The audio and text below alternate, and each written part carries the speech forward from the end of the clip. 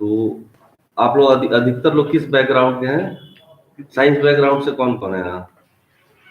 Science background से, arts background से। तो माध्यम तो ज्यादा आप लोग का क्या है, हिंदी है, इंग्लिश है, क्या है? तो आज हम लोग हिस्ट्री के बारे में पढ़ेंगे कुछ, कि भारतीय इतिहास जो है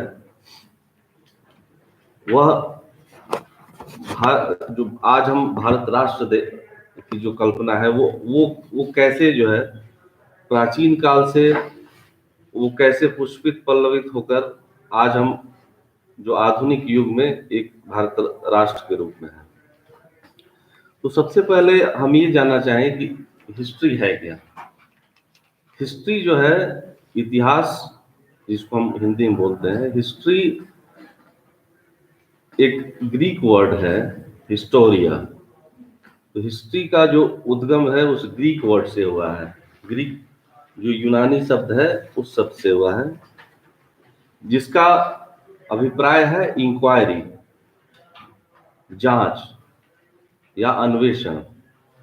तो जो इतिहास एक विषय है, इसका मूल अभिप्राय जो है जांच से है और अन्वेषण से है, कि हमारा जो भूत था, जो हमारा अतीत था, हम किस किस परिस्थितियों में सभ्यताओं का और संस्कृतियों का विकास हुआ है, ये हिस्ट्री उसी का अध्ययन है, इतिहास।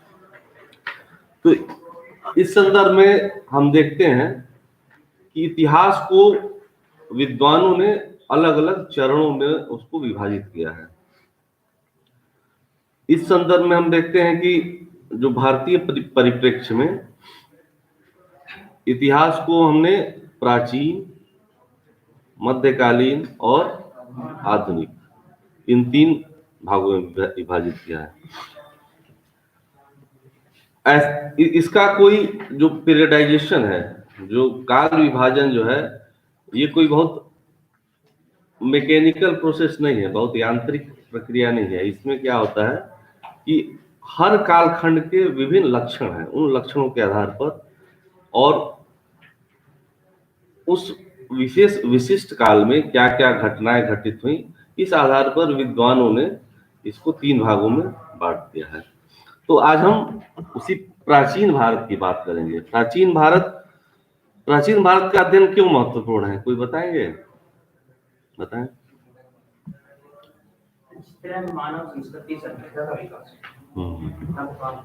मानव इस तरह हमारा आज समाज में जो विद्या है, जो संस्कृति है, प्राचीन काल में क्या है, वहाँ से अब तक क्या विकास हुआ, उसी का अध्ययन हम अपनी संस्कृति का गौरव क्या था, आज हम क्या चीजें वहाँ से ले सकते हैं। चलिए बैठे, बहुत अच्छा।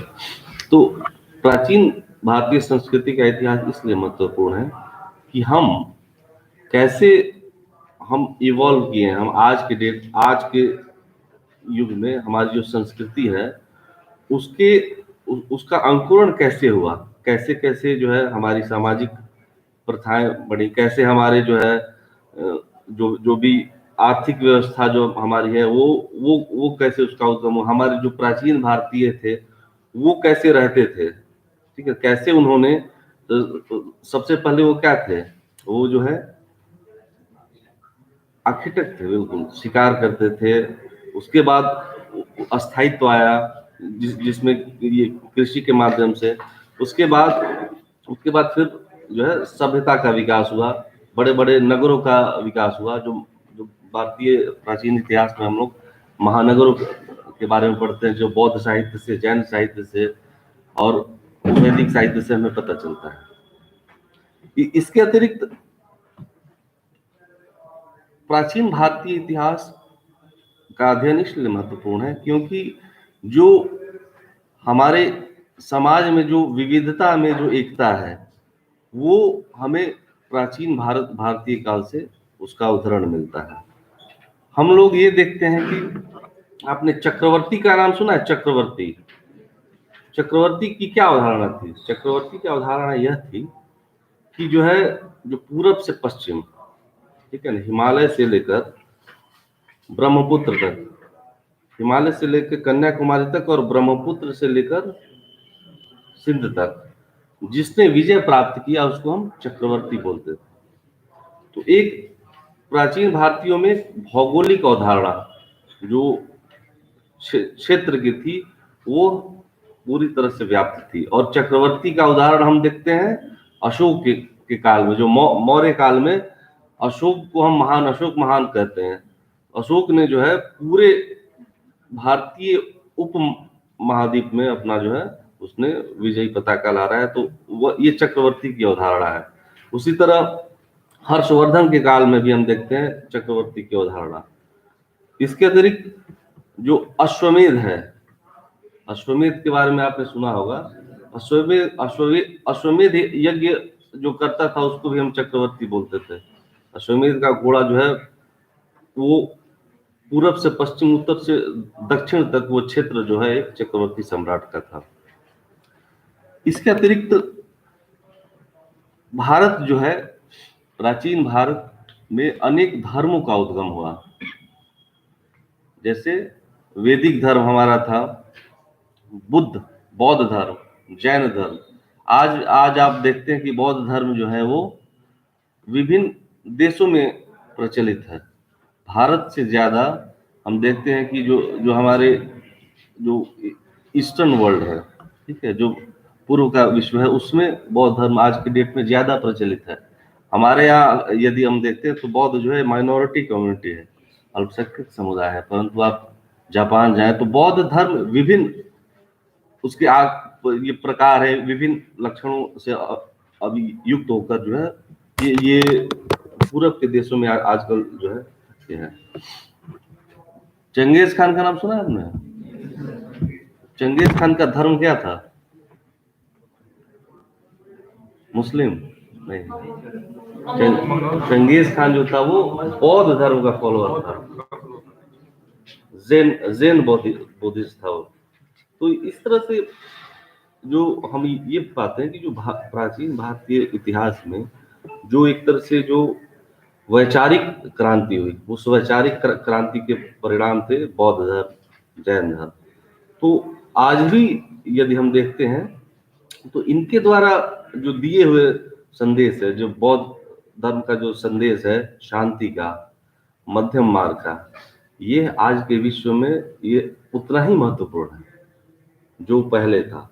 जिससे हम जो है युद्ध और क्लैश इसको न अपनाकर यदि हम पीस है, नॉन वायलेंस है, अहिंसा है, इसको अपनाकर जो है हम विश्व को, देश को और आगे ले जा सकते हैं।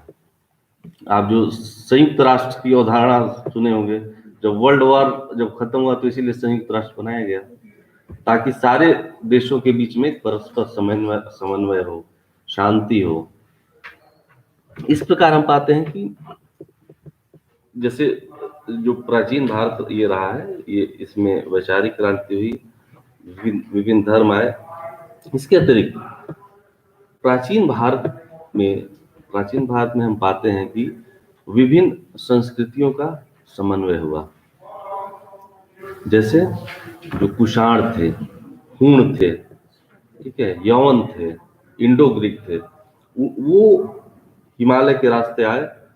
जो विभिन्न दर्रे हैं हमारे, बुलन कोमल, अलग अलग उनके रास्ते से आए, और उन्होंने उनकी संस्कृतियों का और हमारी जो यहाँ इंडिजिनस संस्कृति थी उसका भी एक समन्वय हुआ। और उससे क्या हुआ, संस्कृति हमारी और समृद्ध हुई है। तो ये इन सब चीजों के अध्ययन के लिए हमें प्राचीन भारत को देखना पड़ेगा। उसके अलावा हम ये देखते हैं कि विभिन्न भाषाओं का, आज जो हम आज भाषा बोलते हैं, जो हिंदी भाषा बोल रहे हैं, अगर भाषाओं के विकास के लिए भी प्राचीन भारत में जो है अलग अलग, जैसे कुषाण आए, स्काइथियन आए, इंडो ग्रीक्स आए, तो उससे जो हमारी भाषाई समृद्धि, जो आर्यों का हम बोलते हैं, तो आर्य भी जो है यहाँ पर बाहर से आए। यहाँ की जो इंडिजियस कम्युनिटी है वो मुंडा, कोलारियन, ये सब जो कम्युनिटी है वही यहाँ की पारंपरिक कम्युनिटी थी। उसके अतिरिक्त जो है द्राविडियन लैंग्वेज जो द्रविड़ भाषाएं हैं, तमिल है, तेलुगु है, कन्नड़ है, मलयालम है, इन सब का के भाषाओं का जो विकास जो है वो प्राचीन भारतीय काल में हुआ। इसलिए इसका अध्ययन जो है हमारे लिए अत्यंत महत्वपूर्ण है। ये हम पाते हैं कि हमारा जो इतिहास है, प्राचीन भारतीय इतिहास, वह प्रशासकीय दृष्टि से भी अत्यंत महत्वपूर्ण है, क्योंकि हम लोगों ने अपने इतिहास को भुला दिया था। जब ब्रिटिश सत्ता का प्रादुर्भाव हुआ 1865 में, बिहार और बंगाल जो है वो कंपनी के अंतर्गत आ गई। तब अंग्रेजों ने भारत पर अपने शासन का प्रभुत्व और उसको सुदृढ़ करने के लिए उन्होंने जो प्राचीन भारतीय ग्रंथों का, उसके लिए उन्होंने पूरा बृहद प्रयास किया। और इसी क्रम में एशियाटिक सोसाइटी ऑफ इंडिया और एशियाटिक सोसाइटी ऑफ बंगाल की स्थापना की गई। ठीक है, सुना है इसके बारे में आपने, एशियाटिक सोसाइटी के बारे में? एशियाटिक सोसाइटी के हेडक्वार्टर जो है वो कलकत्ता में है। सर विलियम जोन्स ने इसकी स्थापना इसलिए की क्योंकि जो यदि हम भारतीयों के पास्ट को जानते हैं, उनके भूत को जानेंगे और उनके अतीत को जानेंगे, तो हम उन पर बेहतर तरीके से अपना राज कर पाएंगे। इसके अतिरिक्त क्या हुआ कि जो मनुस्मृति है, मनुस्मृति जो है बहुत प्राचीन ग्रंथ है, जिसमें क्या करना चाहिए आपको, ठीक है, जो सामाजिक परंपराएं हैं, परिवार की, जाति की, इसके बारे में मनुस्मृति, तो मनुस्मृति का भी ट्रांसलेशन उसी समय किया गया, अ कोड ऑफ गेंटू लॉज के नाम से। गेंटू लॉज है मनुस्मृति का, कोड ऑफ गेंटू लॉज इस नाम से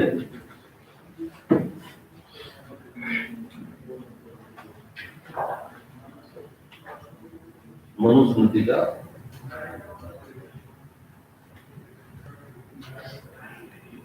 अनुवाद किया गया।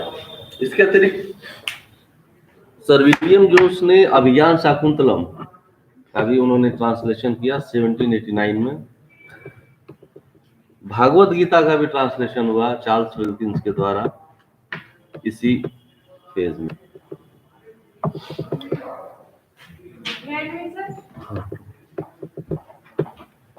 तो उस समय से जो है इतिहास लेखन की जो परंपरा है, जो हम बोलते हैं, इतिहास को भी जो है हर जो विद्वान जो है वो अलग अलग आईने से देखते हैं, अलग अलग अवधारणा से देखते हैं। तो इसी समय में जो है आपको यदि हम देखते हैं तो प्राचीन भारतीय इतिहास को परखने के लिए, उसको समझने के लिए एक अवधारणा जो है वो औपनिवेशिक अवधारणा का उद्गम भी हम इसी समय में देखते हैं। इस समय में जो है आपको विंसेंट आर्थर स्मिथ, उन्होंने भारत का इतिहास लिखा और उन्होंने पहली बार कहा कि जो है भारत का इतिहास जो 3 भागों में है, प्राचीन, मध्यकालीन और आधुनिक। और उन्होंने कहा कि जो आधुनिक भारत जो है, आधुनिक भारत में ही जो है ऐतिहासिक चेतना है, जो प्राचीन भारतीय थे उनमें कोई ऐतिहासिक चेतना नहीं थी। इसको हम लोग औपनिवेशिक, इसको हम औपनिवेशिक विचारधारा कहते हैं। उनका ये कहना था कि जो है प्राचीन भारतीयों के पास कोई इतिहास का कोई बोध नहीं था, यहाँ पे निरंकुश सत्ता थी। ठीक है, भारतीयों जो भारत में पहले जो है वो निरंकुश सत्ता थी, कोई लोकतंत्रात्मक विचारधारा नहीं थी। इस प्रकार से भारतीयों के इतिहास बोध को उन्होंने नकारा। ठीक है, भारतीयों में जो है प्रगतिशील चेतना नहीं थी, ये उनका कहना था।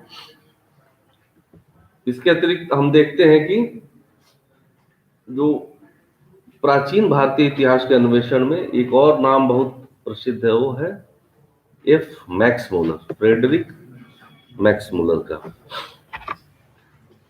फ्रेडरिक मैक्स मुलर जो है, उन्होंने एक sacred books of the east series जो है,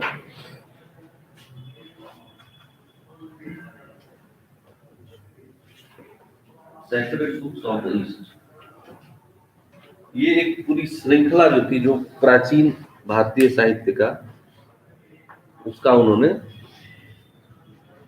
कंपाइलेशन जो है वो स्टार्ट किया। इसके अतिरिक्त इस काल में प्राच्य विद्या जो है, इंडोलॉजिकल स्टडीज, उसके बारे में पूरे यूरोप में, जर्मनी, ब्रिटेन, उसके प्रति एक नया जो है लोगों में उत्साह बढ़ा है कि जो है हिंदुस्तान, जो भारत है, उसके बारे में लोगों में जिज्ञासा इसी काल में बढ़ी। तो बहुत सारे फॉरेन यूनिवर्सिटीज थे जो यूरोप में थे, उसमें इंडियन स्टडी के चेयर्स भी जो है उसी समय उनकी स्थापना की गई जो है। मैक्स मुलर के बाद में देखते हैं कि जो इंडियन एजुकेशन पॉलिसी है, उसके निर्धारण में भी मैक्स मुलर की बहुत महान भूमिका ये इनकी रही है। मैक्स मुलर रहने वाले थे जर्मनी के,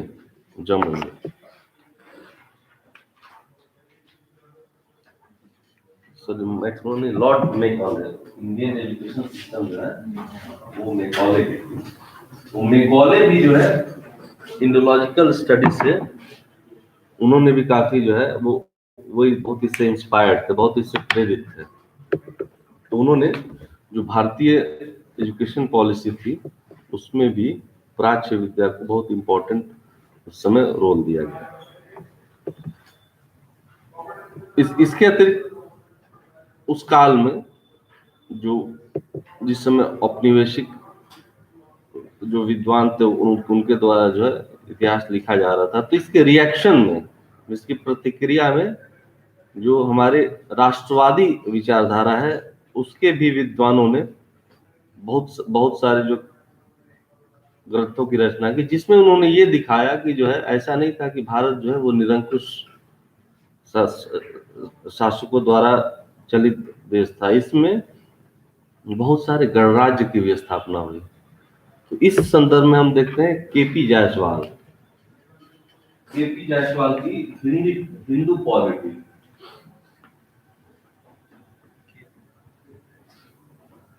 पॉलिटी, किताब उनकी जो है 1900 हिंदू पॉलिटी 1937 में। हिंदू पॉलिटी में उन्होंने ये दिखाया कि जो विश्व के जो प्रथम जो गणराज्य था, रिपब्लिक था, वो वैशाली में उसका उद्भव हुआ 6वीं शताब्दी ईसा पूर्व में।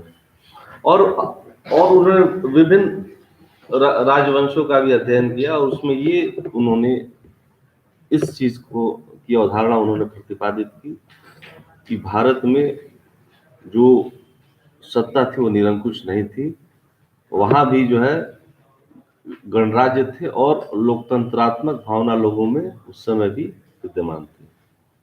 उन्होंने विभिन्न तरह के और भी, जैसे सभा और समिति, जो वैदिक काल में सभा और समिति जो संगठन थे, जिसमें लोगों द्वारा जो है डेमोक्रेटिक वे में डिसीजन लिए जाते थे, उन सब का इन्होंने जिक्र किया।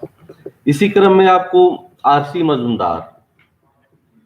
मजूमदार की जो है history and culture of Indian people, उन्होंने बहुत सारे वॉल्यूम्स में उसे लिखा और जो प्राचीन भारतीय थे उनकी जो गौरव गाथा है, जो विभिन्न राजवंश हैं, उनका इतिहास, उसको उन्होंने प्रतिपादित किया।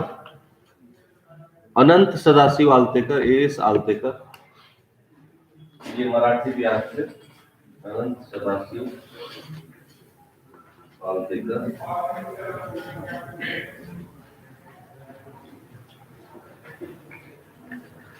वीके राजवाड़े, इन्होंने महाराष्ट्र के गांव में घूम घूमकर जो वहां की प्राचीन ग्रंथ थे, पांडुलिपियां थी, उनका संग्रहण किया और उससे उन्होंने उनको इकट्ठा करके जो वहां का जो नेटिव इतिहास था उसके बारे में भी काफी गहन अध्ययन किया। तो इस प्रकार से जो राष्ट्रवादी इतिहासकार थे उन्होंने विभिन्न ग्रंथों के अध्ययन से यह सिद्ध किया कि भारत में जो है निरंकुश सत्ता नहीं थी और भारतीय भी उतने ही प्रगतिशील थे जितने कि अन्य देशों के लोग थे।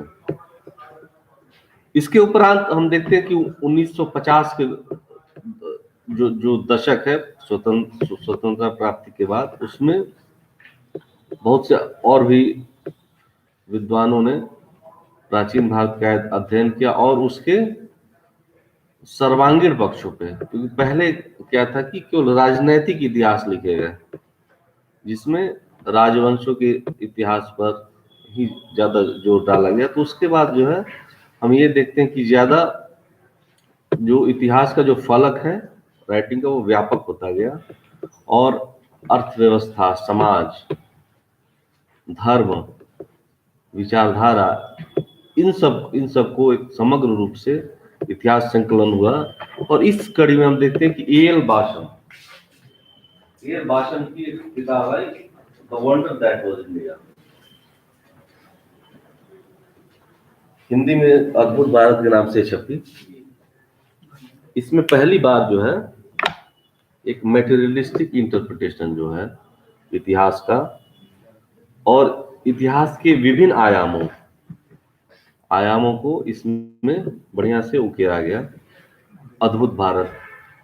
इसके बाद जो है दामोदर धर्मानंद कोसाम्बी, डी.डी. कोसाम्बी, उन्होंने भी उनकी भी किताब थी an introduction to the study of Indian history, an introduction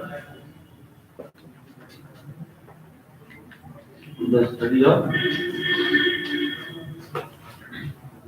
history.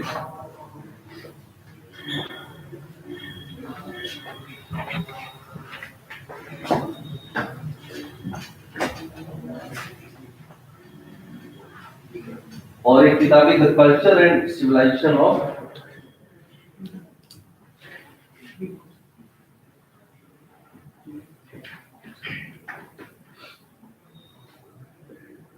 Ancient India in historical outline.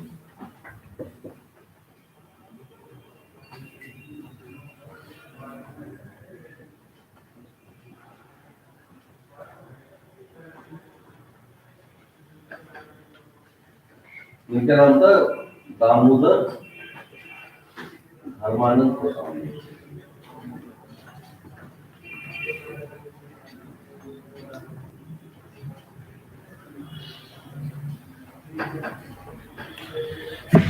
तो इसके बाद क्या हुआ कि इतिहास, प्राचीन भारतीय इतिहास लेखन का फलक जो है इससे काफी व्यापक हुआ और आज के डेट में हम देखते हैं कि अब इतिहास को हम लोग और भी विभिन्न आयामों से, जैसे पुरातात्विक स्रोतों से, जियोलॉजिकल स्टडी से, पारिस्थितिकी अध्ययन, इकोलॉजिकल स्टडी, इन सब व्यापक तरीकों से आज हम उसका अध्ययन करते हैं और जिससे क्या हुआ है कि प्राचीन भारतीय परिदृश्य को समझने में हमें काफी सफलता मिली है। तो इस प्रकार हम पाते हैं कि जो प्राचीन भारतीय इतिहास को जानने के लिए विभिन्न उपागम और विभिन्न मेथड्स हमारे पास हैं, जिससे हम जो अर्ली इंडिया है, हम अपने जो है प्राचीन भारत को जान सकते हैं।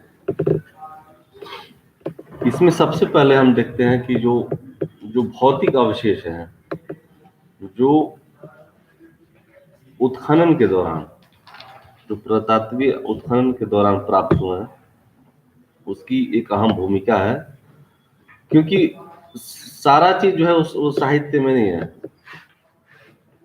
बहुत सारी चीजें जो है वो उसके मटेरियल रिमेन्स हैं, उसके फॉसिल रिमेन्स हैं जो सैकड़ों सालों तक, हजारों हजारों साल पुराने हैं, 40,000 बीसी तक है। अगर भारतीय इतिहास को हम देखें तो इसका उद्गम जो है 40,000 बीसी पुराना भी है, जब जो है आखेटक के रूप में, शिकारी के रूप में जो है यहाँ उद्गम हुआ, जो पैलियोलिथिक काल में, तो उस दृष्टि से पाते हैं। हम ये देखते हैं कि जो है इतिहास में ऐसा एक चरण था कि जब कोई हमारे पास जो कोई लिखित साक्ष्य नहीं है, लिखित साक्ष्य नहीं है, उसको हम लोग बोलते हैं प्री हिस्ट्री। प्री हिस्ट्री का मतलब होता है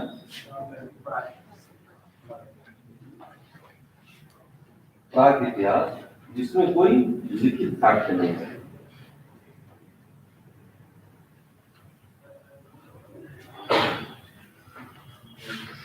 उसके बाद होता है proto history, proto historical phase.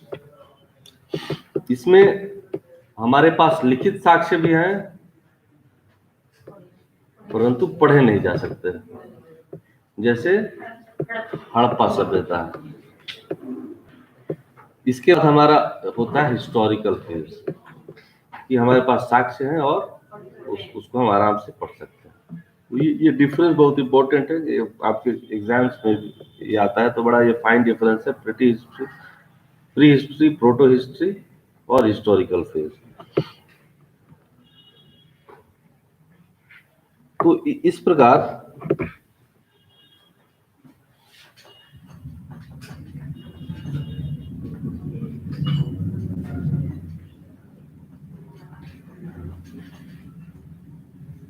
हम बातें हैं कि जो प्राचीन भारतीय लोग थे उनमें भी ऐतिहासिक बोध था।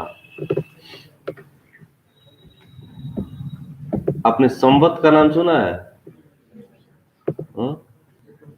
संवत क्या होता है? संवत जो है वो एक कालखंड का जो द्योतक होता है। ये सबसे पहले है विक्रम संवत की शुरुआत हुई। विक्रम संवत की शुरुआत हुई 57-58 ईसा पूर्व में, ठीक है ना। उसके बाद शक संवत, शक संवत की शुरुआत हुई 78 एडी में।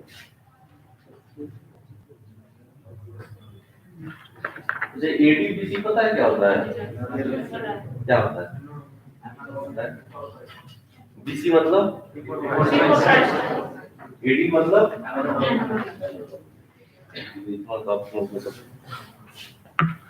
तो हम ये पाते हैं कि प्राचीन भारत में भी हम लोग के पास कालखंड का पर्याप्त ज्ञान था।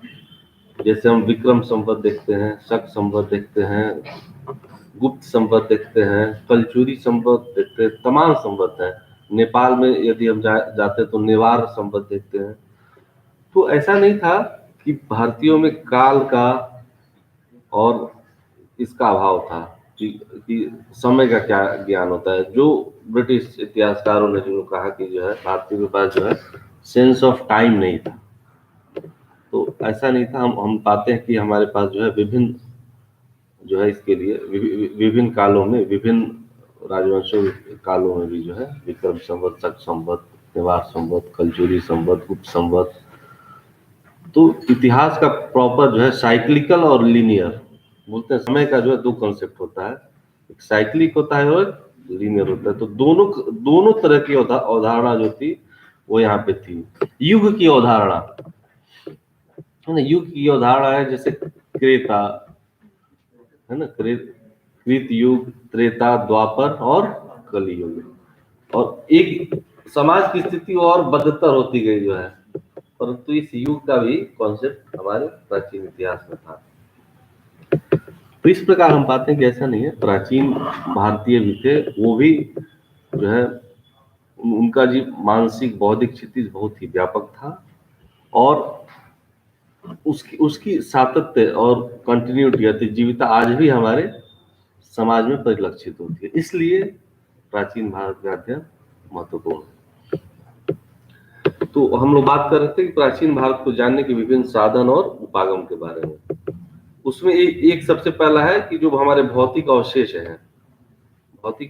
हैं, इनसे हम कैसे इतिहास का निर्धारण करते हैं, इसका पुनर्निर्माण करते हैं। उसमें हम ये पाते हैं कि जो है बहुत सारे जो सभ्यताएं हैं वो उनके अवशेष बिखरे पड़े हुए थे। तो इस संदर्भ में जो है पुरातात्विक जो स्रोत है वो अति महत्वपूर्ण है। और इस क्रम में हम अलेक्जेंडर कनिंघम का नाम सुना होगा आपने, अलेक्जेंडर कनिंघम।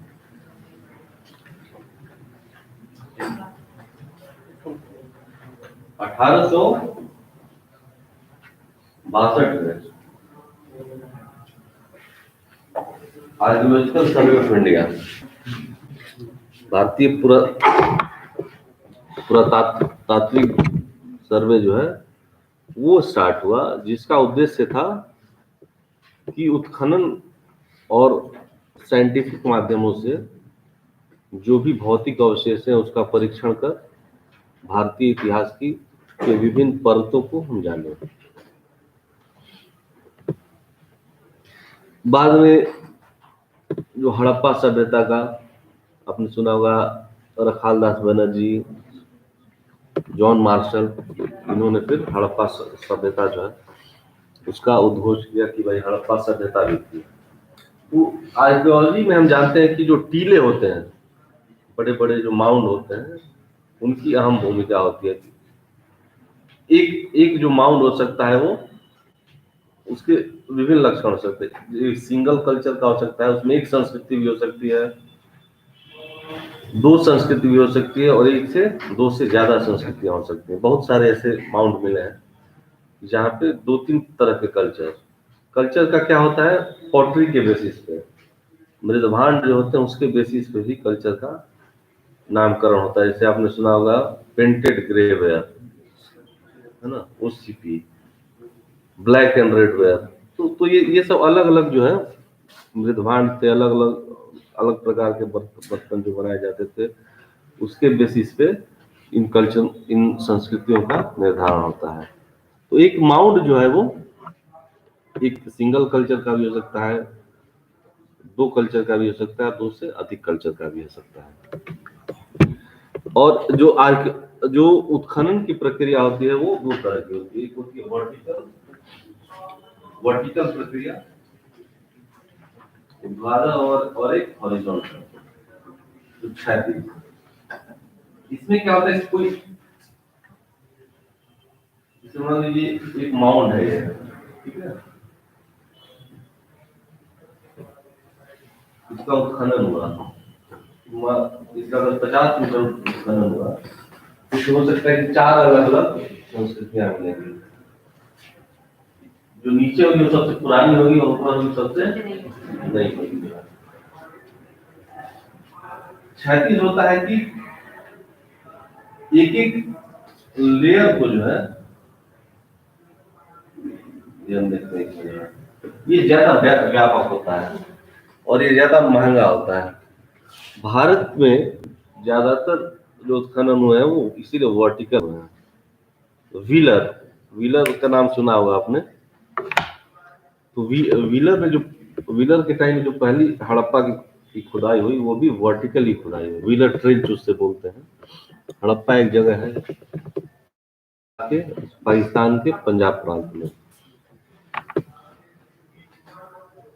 तो इस प्रकार हम पाते हैं कि जो वर्टिकल और हॉरिजॉन्टल दो विधियां हैं उत्खनन की, जिसमें वर्टिकल विधि जो है वो कम कॉस्टली होती है, तो इसीलिए ज्यादातर उत्खनन है वो वर्टिकल हुआ है। अब कहीं कहीं हॉरिजॉन्टल काफी हो रहा है। जैसे हड़प्पा संस्कृति का भी जो राखी गढ़ी, कुनाल, ये हरियाणा में उत्खनन हो रहा है, वो हॉरिजॉन्टल बेसिस उसमें दोनों पद्धतियों को मिश्रित रूप से करते हैं। तो उससे जो है ज्यादा बेहतर जो निर्धारण होता है ऐतिहासिक प्रवृत्तियों का, कि लोग क्या करते थे, उनके आहार के क्या तरीके थे, कैसे खाना बनाते थे लोग जो है, और कैसे वो अपने वस्तुओं का संग्रहण करते थे, क्या क्या उनके उपकरण थे, टूल्स इम्प्लीमेंट्स क्या थे, ठीक है, जिससे जो भी आर्थिक गतिविधियां संचालित होती थी।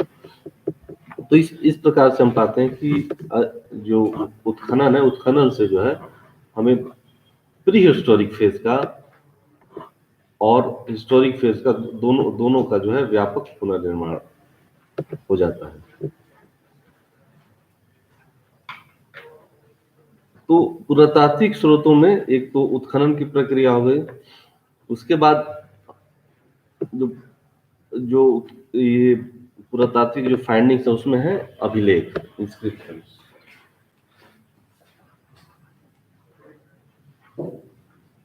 अभिलेख आप लोगों ने देखा है किसी ने? हाँ देखा। कालसी जो है वो मेजर रॉक एडिक्ट है हमारी।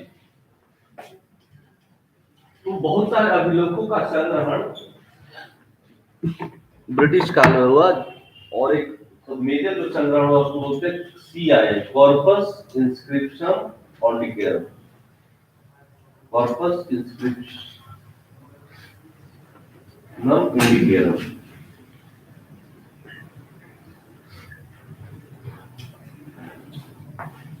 ये जो शिलालेख होते हैं जो अभिलेख हुए वो पत्थरों पे उत्कीर्ण उनको शिलालेख बोलते हैं। बहुत सारे अभिलेख जो हैं वो ताम्र पत्रों पे हैं, कॉपर प्लेट इंस्क्रिप्शंस भी है, जिसमें अनुदान या दान ये सब जो दिए गए हैं वो कॉपर प्लेट में है। पत्थरों में सबसे ज्यादा हम देखते हैं अशोक के जो है शिलालेख, ठीक है, जो बृहद शिलालेख हैं, और major rock inscription, minor rock inscription. शिलालेखों से हमें जो है तत्कालीन राजवंशों का इतिहास प्राप्त होता है, साम्राज्य का विस्तार कहाँ तक था उसके बारे में पता चलता है, शासन की पद्धति क्या थी उन सब चीजों के बारे में पता चलता है।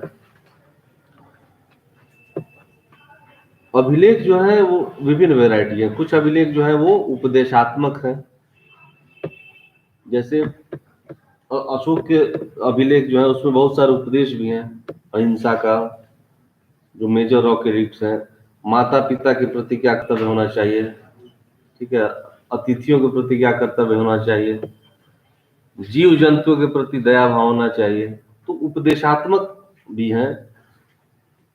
इसके अतिरिक्त जो है बहुत सारे अभिलेख ऐसे हैं जो देवी देवताओं को समर्पित है, वोटिव इंस्क्रिप्शन जिसे हम बोलते हैं। वैसे भी अभिलेख भारत के विभिन्न कोनों में पाए गए हैं।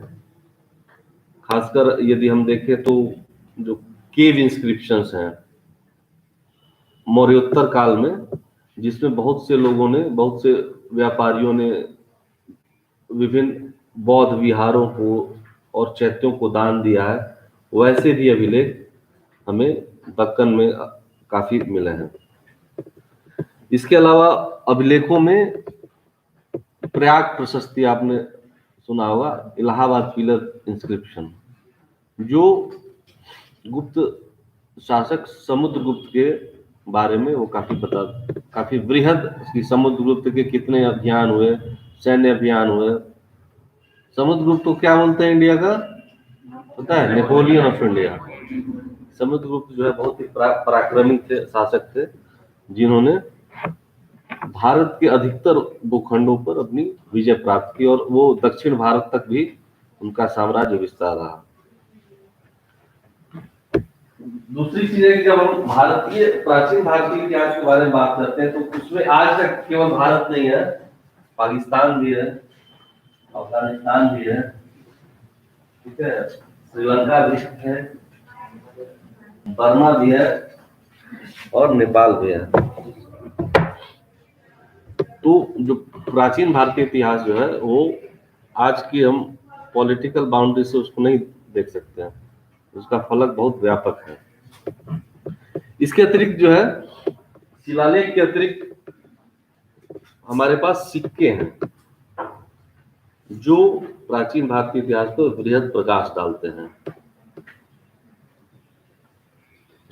शुरुआती दौर में देखते हैं, प्राचीन भारत के शुरुआती दौर में हम देखते हैं कि सिक्कों पे प्रायः केवल प्रतीक चिन्ह है। जैसे जो पंच आहत सिक्के थे, जो पंच मार्क्ड कॉइन्स यदि हम देखते हैं आहत सिक्कों पे, उस पे ज्यादा वृक्षों के, ठीक है ना, तारों के, इस क्रिस्टेंट इस टाइप के मार्क हैं। परंतु बाद के जैसे कुषाण काल में देखते हैं तो उसमें देवताओं के, देवियों के, राजाओं के उसके उसके चिन्ह अंकित है, ठीक है, उनकी प्रतिमाएं जो है उसका अंकन उसमें मिलता है। जो भारतीय जो सिक्के हैं, प्राचीन भारतीय सिक्के हैं, वो हर वैरायटी में आपको उपलब्ध हैं। जैसे वो तांबे के भी हैं, स्वर्ण मुद्राएं भी हैं, और 14 एलॉय था। जैसे सातवाहन अगर वंश में आप जाते हैं तो 14 सिक्के ज्यादा मिलते हैं। गुप्त शासकों ने सबसे अधिक स्वर्ण सिक्के, स्वर्ण मुद्राएं जारी की थी। इसके अतिरिक्त जो मुद्राएं हैं वो विभिन्न व्यापारिक संगठनों ने, जिसे हम श्रेणी बोलते हैं, बहुत सारे श्रेणियों ने भी प्राचीन भारत में अपने अपने मुद्राएं जो है वो जारी की। जैसे आप अगर ये जाते हैं तो श्रेणियां जो थी, वैशाली की श्रेणियां, आपको काशी की श्रेणियां, इन्होंने भी जो है अपने अपने सिक्के जारी करते, क्योंकि श्रेणियां जो थी काफी स्वायत्त शासित थी। हाँ, श्रेणियों के द्वारा, जैसे जो आजकल हम म्यूनिसिपल बोर्ड देखते हैं, आज की जैसे परिकल्पना करते हैं, जो नगर पालिका की जो स्थानीय नगर स्वशासन चलाती है, तो श्रेणियां भी उस समय में काफी प्रगतिशील थी, और उनका जो संगठन था वह काफी सिस्टमेटिक तरीके से, उनके अपने अकाउंट होते थे, उनके अपने रजिस्टर सब मेंटेन थे, जो भी साक्ष्य मिले उनके द्वारा भी सिक्के जारी किए जाते थे। इसके अतिरिक्त जो छोटे छोटे गणराज्य भी थे हमारे यहाँ, यौधेय, मालव, इन लोगों ने भी अपने सिक्के जारी किए हैं, जिससे उनके इतिहास के बारे में हमें पता चलता है। वो सिक्के जो है उनके इतिहास के बारे में बहुत महत्वपूर्ण स्रोत है। इनफैक्ट कुछ जो वैदेशिक लोग आए, जैसे इंडो ग्रीक्स आए, हिंद ग्रीक आए, उनका ज्यादातर इतिहास सिक्कों के कारण ही उसका पुनर्निर्माण हुआ है। कुषाण के टाइम, कुषाण और स्काइथियन, इनके समय में भी जो है काफी मात्रा में जो है सिक्के जो है मुद्राएं प्रचलित की गई। तो सिक्कों का इसलिए जो है बहुत भारी, बहुत महत्वपूर्ण। एक बयाना तो बयाना में जो सिक्कों का भंडार मिला गुप्त काल में, इससे विकासी जो है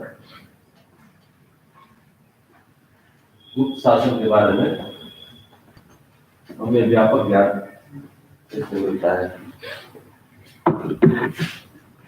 सिक्कों के अध्ययन को क्या बोलते हैं इंग्लिश में, पता है आपको? न्यूमिस्मैटिक्स।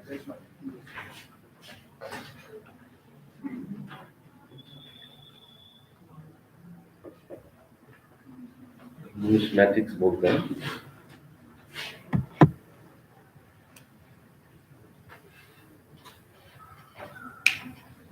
इसके अतिरिक्त जो पुरातात्विक अवशेष में जो कि स्मारक हैं, जैसे मंदिर है, मंदिरों में यदि आप देखेंगे तो बहुत पुराने मंदिर हैं। जैसे गुप्त काल में आपको देखते हैं देवगढ़ का दशावतार मंदिर है। दक्षिण भारत में आप जाएंगे तो तंजौर में बृहदेश्वर मंदिर है। महाबलीपुरम के जो है, जो रॉक कट टेम्पल्स हैं, वो सब अत्यंत महत्वपूर्ण साधन है प्राचीन इतिहास को जानने के लिए, क्योंकि उस काल में हमारे लोगों ने, राजाओं ने, व्यापारियों ने किस प्रकार से जो है इतने जो है क्रिएटिव अपने जो सृजनात्मक शैली को किस तरह से जो है अपने मंदिरों में उकेरा है। इसके अतिरिक्त जो है बौद्ध विहार है, स्तूप हैं, चैत्य हैं, वो सब प्राचीन भारतीय इतिहास को जानने के साधन हैं। इसके बाद हम आते हैं साहित्यिक स्रोत में।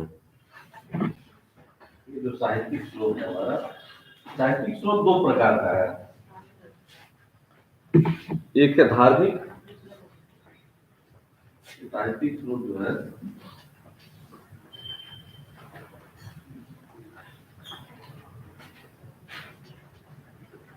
एक है धार्मिक है और एक, ठीक है ना, एक जो है गैर धार्मिक है, जिसमें हमारे जो भी चीजें अर्थशास्त्र है, हमारे व्याकरण है, वो सारी चीजें आती हैं। धार्मिक साहित्य में सबसे पहले हमारे वेद आते हैं। वेद में सबसे पुराना है ऋग्वेद। ऋग्वेद का काल जो है वो 1500 से 1000 ईसा ईस्वी पूर्व का है। ऋग्वेद में 10 मंडल है,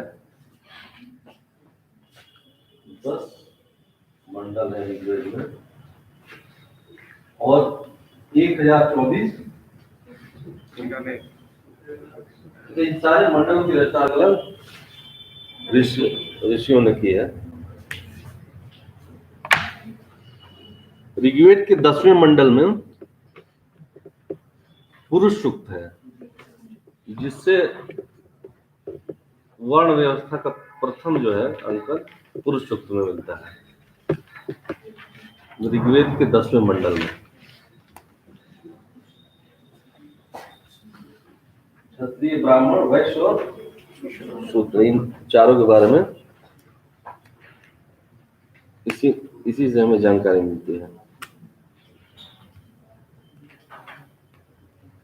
इसके बाद आता है यजुर्वेद,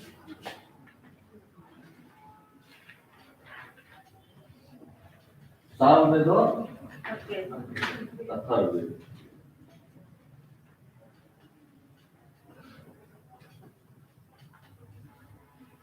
यजुर्वेद में विभिन्न प्रकार के धार्मिक अनुष्ठानों का वर्णन है।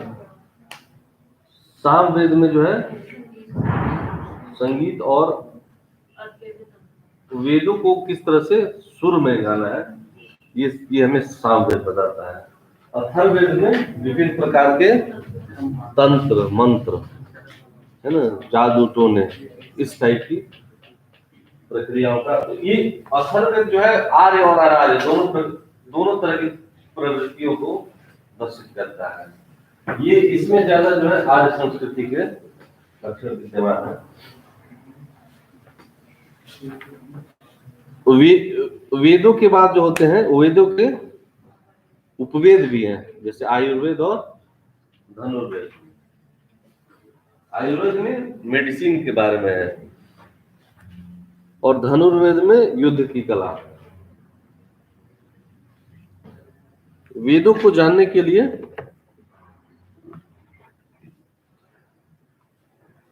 वेदांग होते हैं ना, वेदांग का नाम। वेदों को समझने के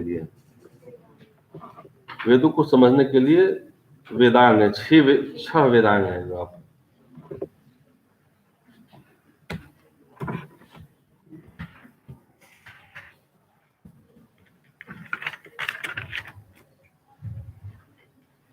इसमें शिक्षा, कल्प,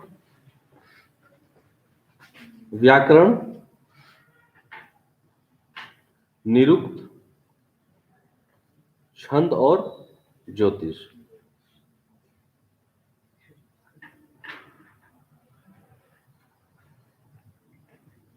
शिक्षा, कल्प, व्याकरण, निरुक्त, छंद और ज्योतिष।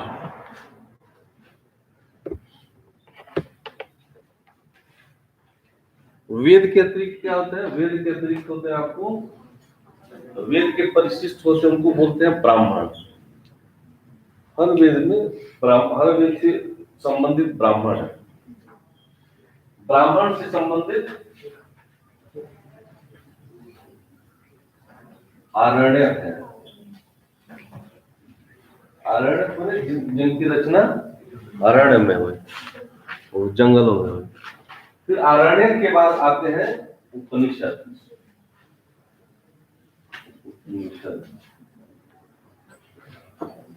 उपनिषद जो है वो ज्यादा फिलोसफिकल है, दार्शनिक विचारधारा जो है वो उपनिषदों में मिलती है। 108 उपनिषद की संख्या जो है वो 108 है।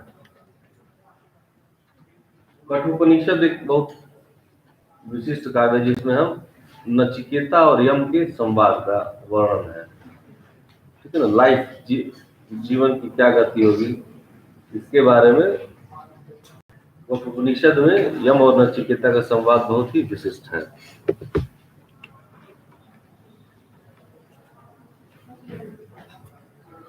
इसके अतिरिक्त हम पाते हैं दो हमारे महाग्रंथ है, एपिक जो बुक लिखते हैं वो है महाभारत और रामायण। दोनों पुराना कौन सा है?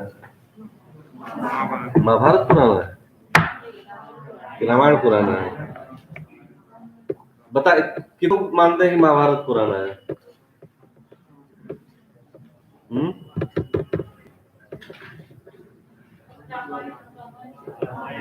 जो हमारे साक्ष्य हैं उसके आधार पर महाभारत जो है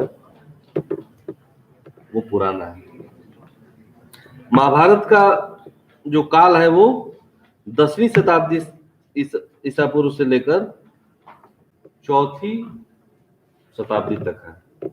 10th century BC to 4th century AD।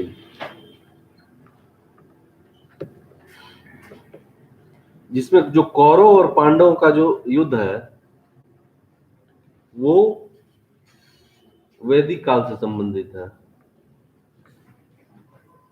हम ये पाते हैं कि महाभारत और रामायण जो है जो लिखे गए हैं यह विभिन्न कालखंडों में लिखे गए हैं, एक सतत प्रक्रिया नहीं रही है। इसमें बाद में बहुत सारी चीजें बीच में जोड़ी भी गई हैं। तो हम ये पाते हैं कि जो महाभारत है वो शुरू में उसमें केवल 8,800 उसमें वर्ष है।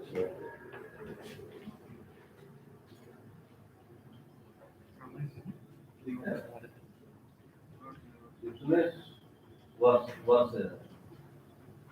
इस समय इसको बोला जाता था जय। 8800 के बाद जो इसमें हुआ बाद में 24,000 इतना हुआ, इसको भारत बोलते हैं। भारत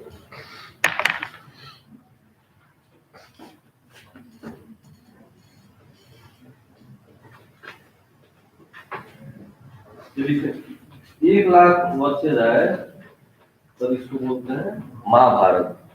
सप्त सहस्री संहिता।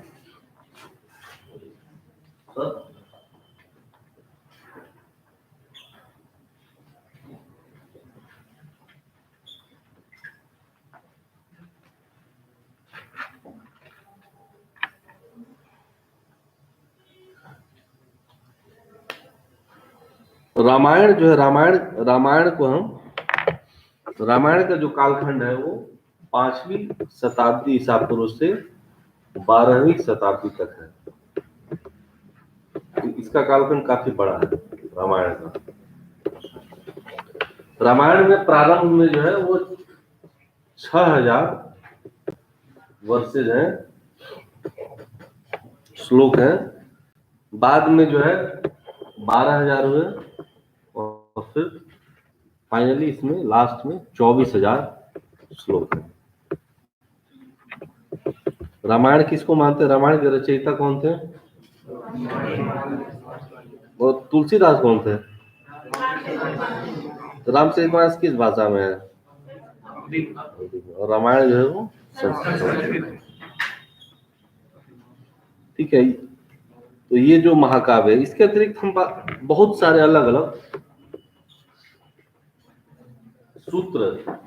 सूत्र है। जैसे इसमें एक हम पाते हैं स्रोत सूत्र। स्रोत सूत्र जो है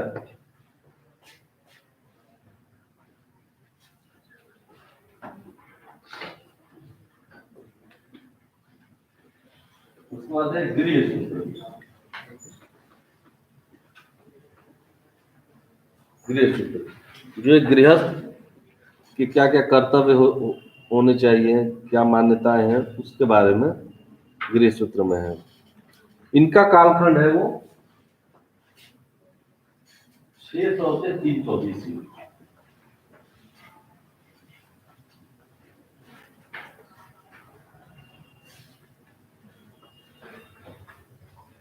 उसके बाद हम एक और सूत्र है शुल्भ सूत्र।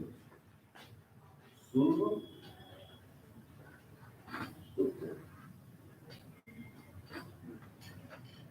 यज्ञ की वेदी की लंबाई चौड़ाई कितनी होनी चाहिए। हाँ हाँ, शुल्भ सूत्र है वो तो, हाँ नाम तो वही रहेगा, ठीक है, शुल्भ सूत्र है। और यदि हम देखें तो जो ज्योमेट्री है, जो ज्यामिति और मैथमेटिक्स, इसका सबसे प्राचीन अवशेष जो है इस शुल्भ सूत्र में ही पाया जाता है, जिसमें यज्ञ की वेदी का क्या होगा, उसका साइज क्या होगा, डायमेंशन क्या होगा, इसके बारे में है। ऐसा नहीं प्राचीन, ये देखिए वैदिक मैथमेटिक्स पढ़ा है किसी ने? अभी भी जो है वैदिक मैथमेटिक्स अभी भी बहुत रेलिवेंट है। ऐसा नहीं कि जो प्राचीन भारतीय थे उनमें भी बहुत जो है बहुत ज्ञानी थे लोग और साइंटिफिक भी थे, तो शुल्भ सूत्र वगैरह जो है ये उसके प्राचीन दिखते हैं। जो वेदांग है, वेदांग में आप देखेंगे तो ज्योतिष जो है वो बहुत इम्पोर्टेंट, आज भी ज्योतिष का देखिए उसकी प्रासंगिकता है। ज्योतिष अपने आप में बहुत परफेक्ट साइंस है और इसकी प्रैक्टिशनर परफेक्ट नहीं है, इसीलिए हमें साइंस का पता नहीं चलता है। वेदांग ज्योतिष एक बहुत उत्कृष्ट ग्रंथ है लगाध मुनि का वेदांग ज्योतिष।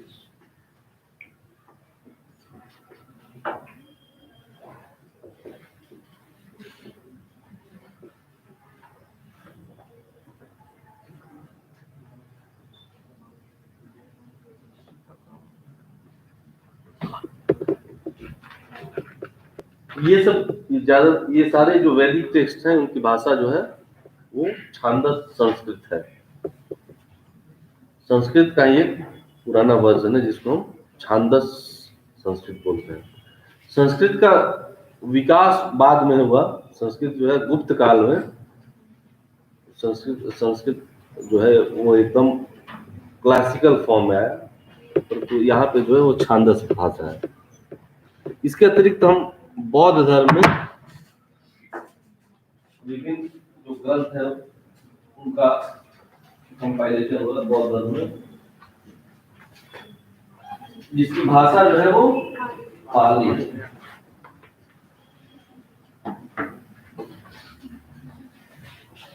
इसमें 3 त्रिपिटक बोलते हैं,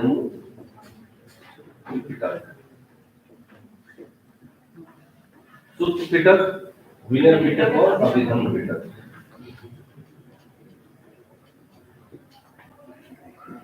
विनय पिटक और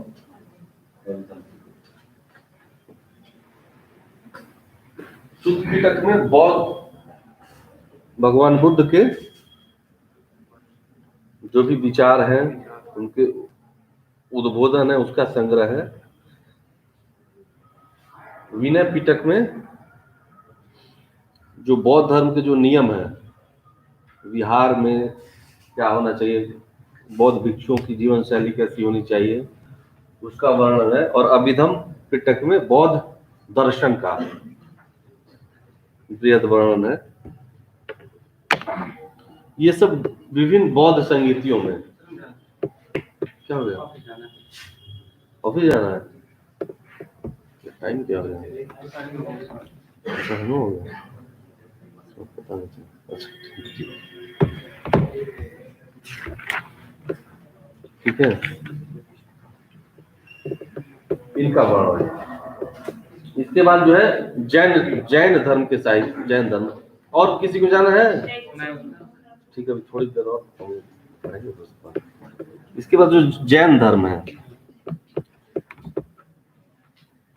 बौद्ध धर्म में जो है जातक, जातक के बारे में सुना है आपने? जातक, जातक कथाओं से, तो जातक कथाएं भी जो है बौद्ध साहित्य की इम्पोर्टेंट जो ग्रंथ है, जिसमें बौद्ध भगवान बुद्ध के 550 पूर्व अवतारों का 550 पूर्व अवतारों का बृहद वर्णन है। बौद्ध जातकों में जो है, जातक कथाएं आप लोगों ने पढ़ी होंगी, काफी जातक, 550 जातक है। इसके बाद है जो जैन ग्रंथ है। जैन ग्रंथ में जो है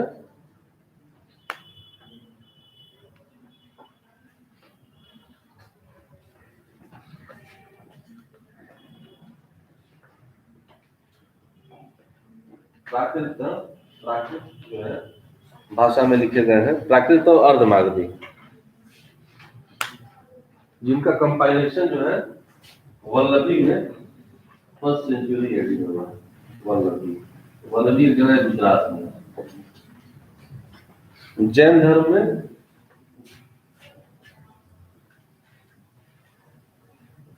पूर्व आगम, ये दो साहित्य हैं जिसमें जैन तीर्थंकरों के बारे में वर्णन है। जैन धर्म में कितने तीर्थंकर हुए हैं? 24 तीर्थंकर।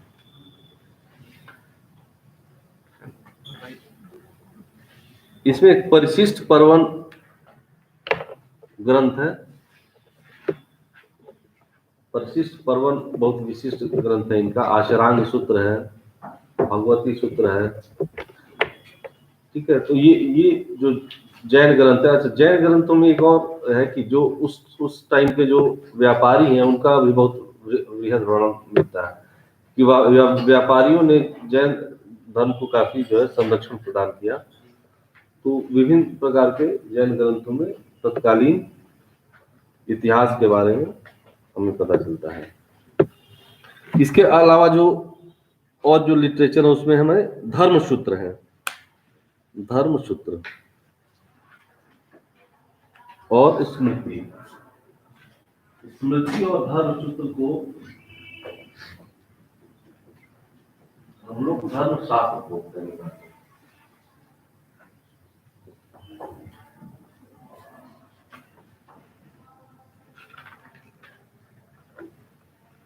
इसमें जो है स्मृतियों में मनुस्मृति, नारद स्मृति, याज्ञवल्क्य स्मृति, इनसे जो है धार्मिक नियमों का पता चलता है। संपत्ति में किसका अधिकार होगा, इसके बारे में भी स्मृति प्रकाश डालते हैं। स्मृति एक प्रकार के जो है लीगल कोड है उस तत्कालीन समाज के, ठीक है, कि सामाजिक जो नियम है, ठीक है, पारिवारिक संपत्ति में किसका होगा, दायाद पे किसका अधिकार होगा, ये हमें स्मृतियों के माध्यम से पता चलता है। ये तो हो गए हमारे धार्मिक टेक्स्ट। अब हमारे सेकुलर जो लिटरेचर है उसमें हम अर्थशास्त्र का नाम सुना है आप लोगों ने? अर्थशास्त्र एक इम्पोर्टेंट टेक्स्ट इस लाइन का। अर्थशास्त्र जिसके रचयिता है कौटिल्य। अर्थशास्त्र जो है तत्कालीन सामाजिक, आर्थिक, राजनीतिक, खासकर जो मौर्य वंश का जो इतिहास है उसके बारे में बृहद प्रकाश डालता है। इसमें 15 सेक्शन है, 15 अधिकरण और 180 प्रकरण, 15 अधिकरण और 180 प्रकरण है।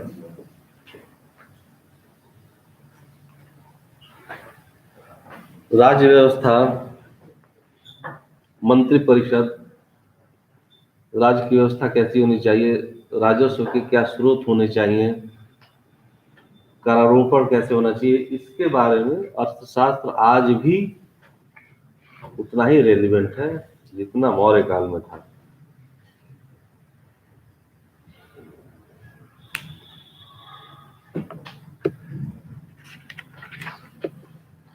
इसके बाद हम ग्रामर, जब संस्कृत ग्रामर की बात करते हैं तो पाणिनि के अष्टाध्यायी, जिसका काल है 450 BC।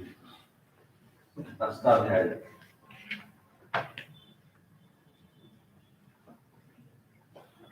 ये रचयिता है पाणिनि।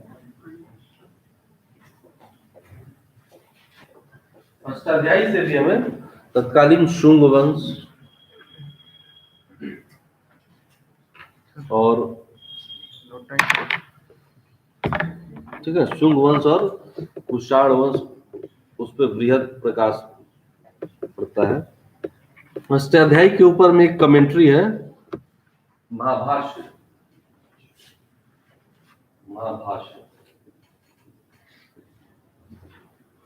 इसके रचयिता है पतंजलि।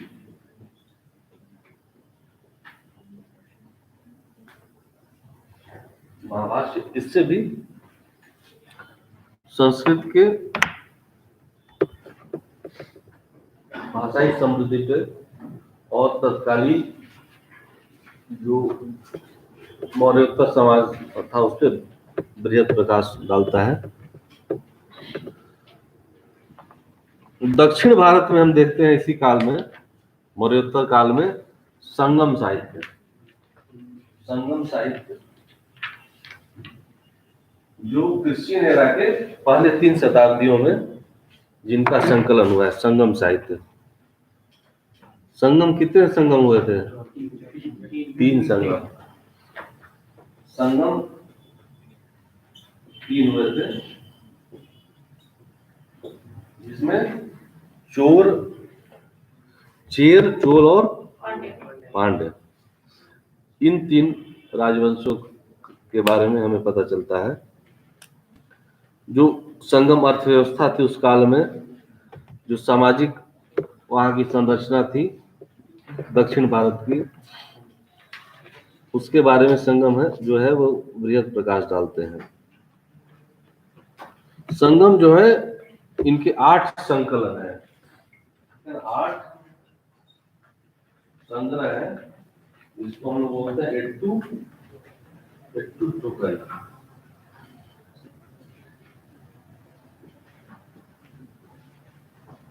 ठीक है, एट्टू टोकन। संगम में जो है शिल्पादिगारम बहुत फेमस टेक्स्ट है, और मणिमेकलई, ये दोनों संगम महाकाव्य हैं, शिल्पादिगारम और मणिमेकलई।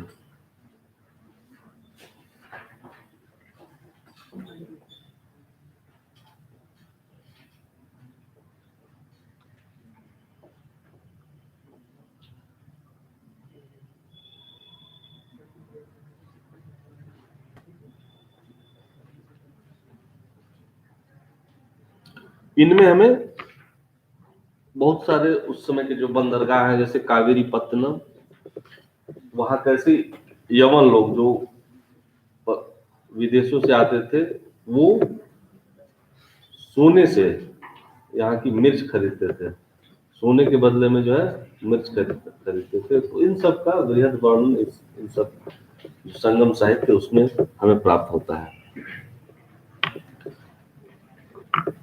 इसके अतिरिक्त बहुत सारे तत्कालीन जो संस्कृत में लिखे गए हैं काव्य, जैसे शूद्रक का है वृक्ष कटिकम,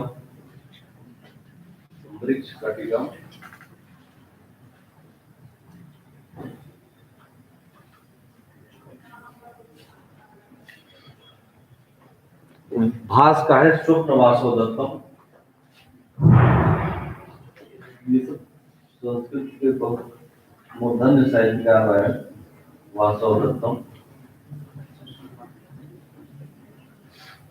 कालिदास के लिखे हुए अभिज्ञान शाकुंतलम, रघुवंशम,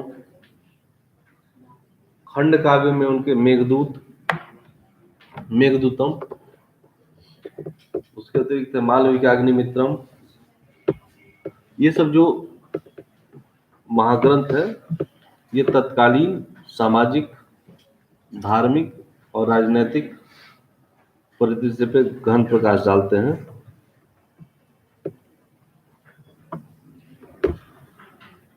इसके अतिरिक्त इस टाइम में बायोग्राफी, जीवन चरित्र भी लिखे गए हैं। जीवन चरित्र में हर्ष पे लिखा हुआ बाण भट्ट का जो है हर्ष चरित्र, वह बहुत ही उत्कृष्ट है, जिससे हर्ष जो हर्षवर्धन है उनके काल के बारे में पता चलता है। और भी बहुत सारे चरित्र लिखे हैं, जैसे विक्रमांगदेव चरित्र, विक्रमादित्य जो चालुक्य राजा थे, उनपे विक्रमांगदेव चरित्र है। ठीक है।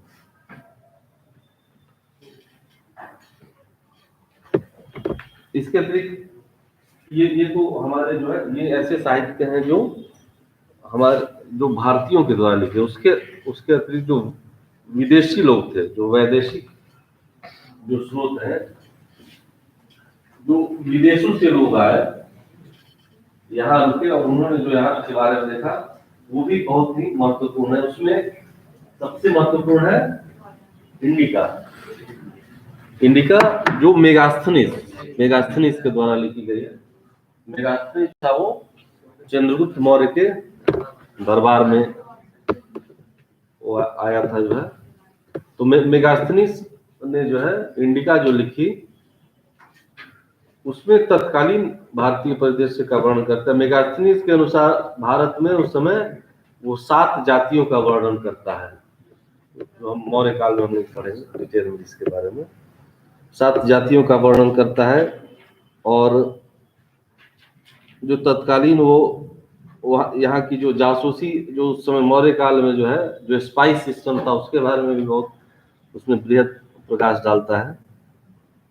इसके अलावा पेरिप्लस ऑफ द इरिथ्रियन सी,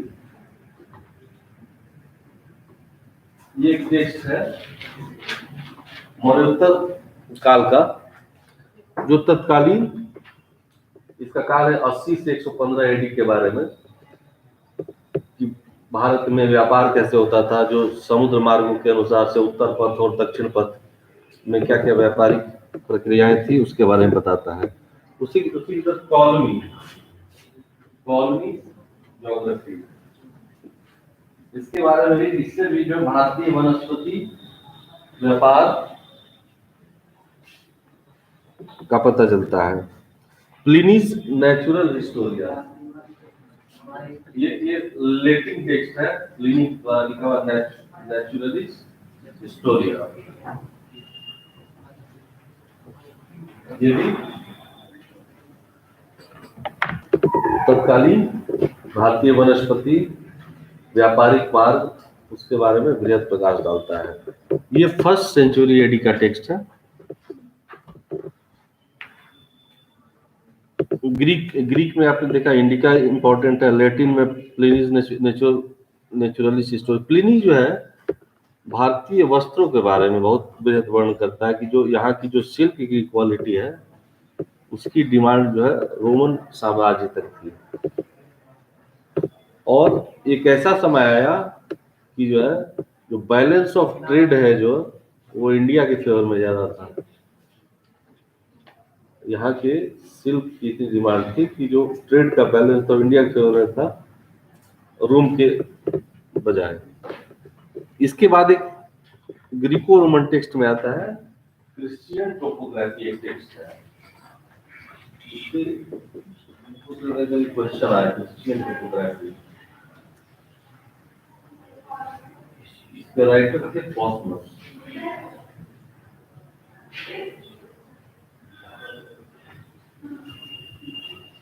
इसमें घोड़ों के व्यापार के बारे में बहुत विशद वर्णन है। कॉस्मस, ये से कॉस्मस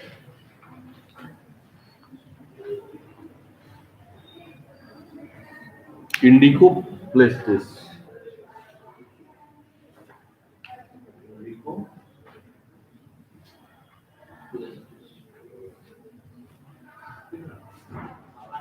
इसमें घोड़ों के व्यापार के बारे में ये विशेष जो है वर्णन है इसमें।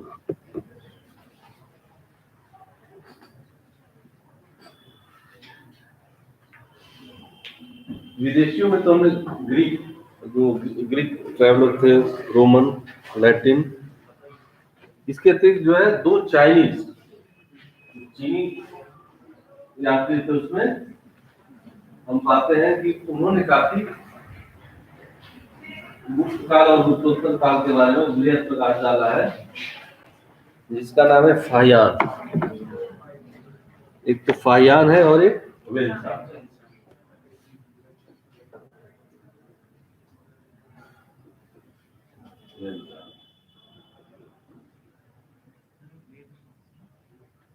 वेनसांग जो है वो हर्षवर्धन के काल में था, फाहियान जो है वो गुप्त काल में। वेनसांग ने नालंदा विश्वविद्यालय, उसके बारे में काफी विशद वर्णन किया है कि वहां पे उस समय विभिन्न देशों से छात्र जो है वो बौद्ध धर्म की शिक्षा ग्रहण करने आते थे, और इसकी जो लाइब्रेरी थी नालंदा विश्वविद्यालय की, वो बहुत ही विशाल पुस्तकालय थी। फाहियान जो है कौड़ियों के बारे में वर्णन करता है, माध्यम से भी जो है आर्थिक विनिमय होता था।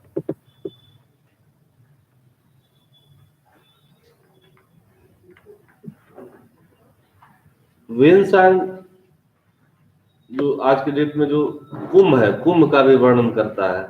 संगम जो प्रयाग में लगता है, प्रयाग मोक्ष परिषद, के बारे में भी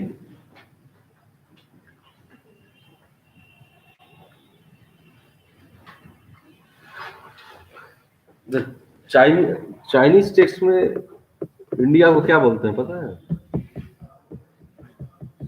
सुना है कभी? शिंतु।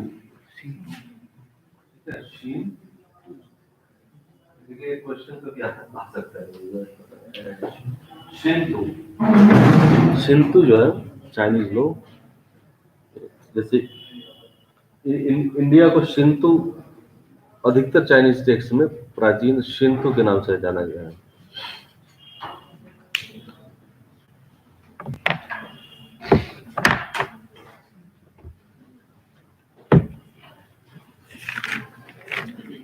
तो इस प्रकार से ये आज चूंकि पहली क्लास थी, तो इसलिए हमें ये था कि प्राचीन भारतीय इतिहास को जानने के जो विभिन्न उपागम हैं, जो मेन हमारे स्रोत हैं, जो मुख्य स्रोत है, पुरातात्विक स्रोत है, साहित्यिक स्रोत हुए, इसके बारे में आज हमारा ये लक्ष्य था।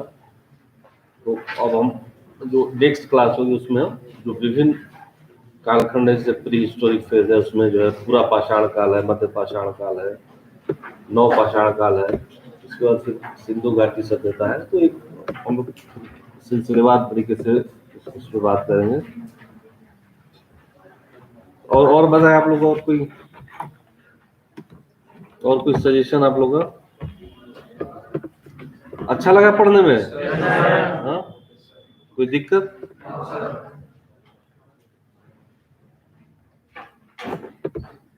ठीक है, तो फिर अब नेक्स्ट क्लास में हम लोग मिलेंगे।